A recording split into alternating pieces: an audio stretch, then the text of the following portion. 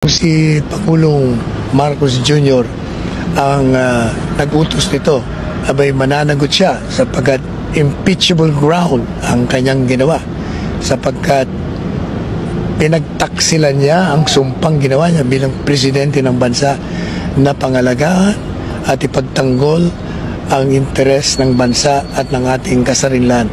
Pag isinuko mo kasi ang isang Pilipino batay sa isang mandamiento de arresto ng isang dayuhan na wala naman jurisdiction, isinusuko mo ang kasarinlan at territorial integrity ng bansa.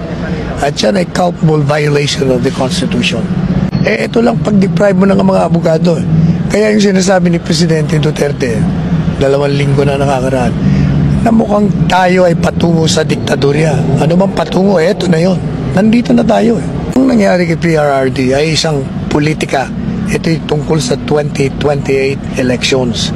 Kailangang siraan nila si Presidente Duterte at si VP Sara upang silang dalawa ay mawala sa political horizon sa 2028.